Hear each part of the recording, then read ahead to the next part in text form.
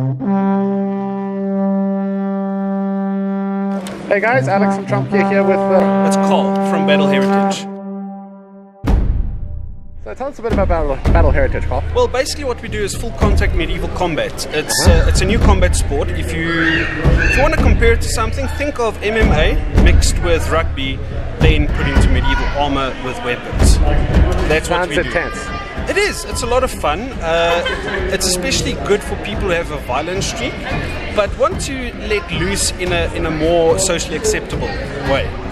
And it's a lot of fun. It's a lot of work though. But that doesn't look cheap.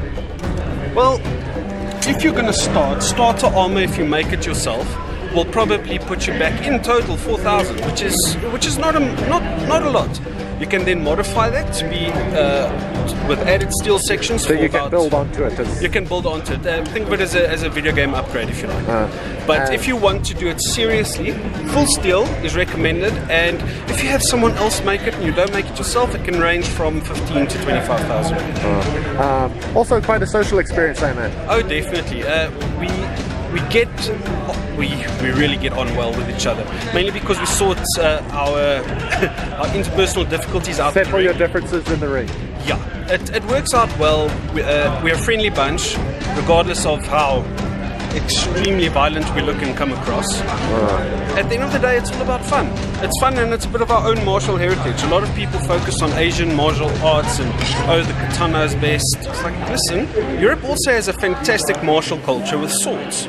It's not necessarily better, but it's not necessarily worse. Yeah, but also I'd say, from what little I know about forging, the Asian style of forging blades to the European, because they also had very different kinds of steel and stuff to work with. The Japanese had what's called they used what is called pig iron. Pig iron? It's very low-grade iron because Japan really doesn't have a lot of natural deposits of steel. So they have to make their own, which explains the way they make their katanas. Now, that's why katana also costs so much, whereas in Europe, steel is plentiful, which explains why our armor is full steel. Yeah, which is why you cover yourself from head to toe and stuff. Pretty much. It's quite effective against weapons, for a reason, obviously. Now, every culture had its own way of doing things. If you look at mainland China during the same period, they also did a lot of steel and scale armor. The Japanese, they did lacquer and wooden as well as leather armor. It worked for them. And a lot of that stuff is similar to Kevlar, which is designed to absorb impact. It absorbs impact. Although the focus with Japanese weapons mainly is cutting, hence the curved blade. But it's only Europeans more for piercing than... No, both. But the thing is, we have cutting edges on both sides. The whole weapon is a weapon. It's only a single-edged weapon on blade on a katana, right? Yes. Whereas all parts of the weapon of a sword is a weapon. You can do pommel strike, cross guard, then you can cut, you can strike, and you can stab. Now, the thing with katanas, especially the well-made ones that get passed down, they were passed down for a reason. They were very expensively made by excellent smiths, which is why you did not block with them. You can see with this, you can block as much as you like with whichever you want. Blades are recyclable in European culture. If your blade is poked, just get a new blade forged. You can use the same crossguard, handle and pommel. So the sword will look exactly the same as it did after you refurbish it.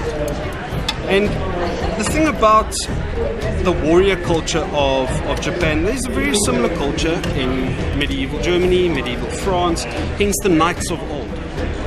And unfortunately, due to the Americans' influence in Japan after the Second World War and all the low quality Japanese blades that they took off corpses there, they kind of invented the myth of the katana being the ultimate weapon.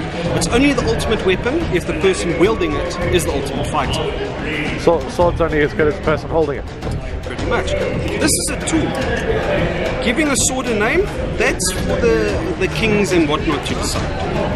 A weapon used in battle is a weapon. It's a tool with a means to an end. And that means to an end is to end someone else. So how often do you guys gather socially? Weekly.